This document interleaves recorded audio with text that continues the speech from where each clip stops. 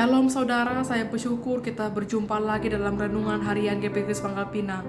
Sebelum kita mendengarkan firman Tuhan, mari kita berdoa. Terima kasih Tuhan, kami sungguh mengucap syukur hari ini kami boleh hidup, kami boleh menikmati setiap kebaikan Tuhan sepanjang kehidupan kami. Dan hari ini kami sudah siap untuk mendengarkan firman Tuhan. Engkau berkati kami boleh mengerti setiap firman Tuhan yang disampaikan, kami boleh menjadi pelaku-pelaku firman-Mu. Inilah setiap doa permohonan kami, dalam nama Tuhan Yesus kami berdoa. Amin. Saudara, firman Tuhan hari ini terdapat di dalam Efesus 4 ayat 32. Saya akan bacakan bagi kita sekalian.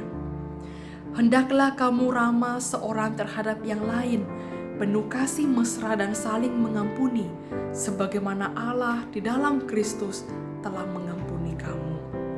Saudara, mengampuni itu gampang diucapkan, tapi sulit dijalani. Apalagi kalau luka begitu dalam, perkataan yang menyakitkan, perlakuan yang tidak adil, kepercayaan kita yang dikhianati. Kadang kita berpikir, saya sudah maafkan dia. Tapi kadang-kadang saudara, hati kita masih terasa perih setiap kali mengingatnya. Tapi saudara, firman Tuhan hari ini mengingatkan kita bahwa kita dipanggil untuk mengampuni sebagaimana Tuhan sudah lebih dulu mengampuni kita. Artinya bukan karena orang itu pantas dimaafkan, tapi karena kita sudah lebih dulu menerima kasih dan pengampunan dari Tuhan yang begitu besar.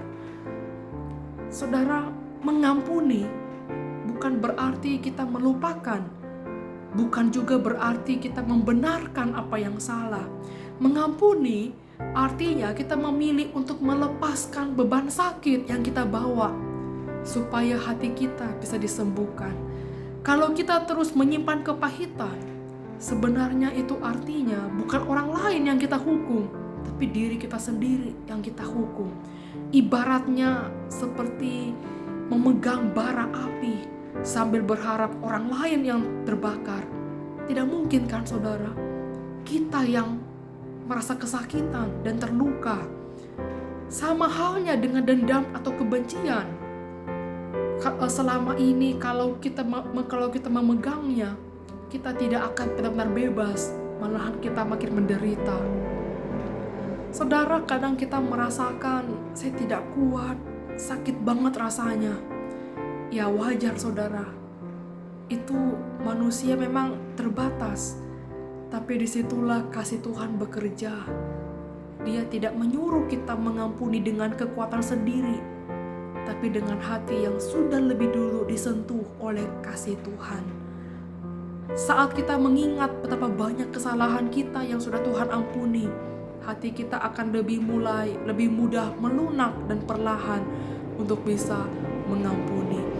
Jadi saudara, mulailah dengan langkah kecil, seperti kita mendoakan orang yang pernah melukai kita. Bukan mendoakan hal-hal yang buruk, tapi kita berkata, Tuhan, saya serahkan orang itu ke tangan-Mu.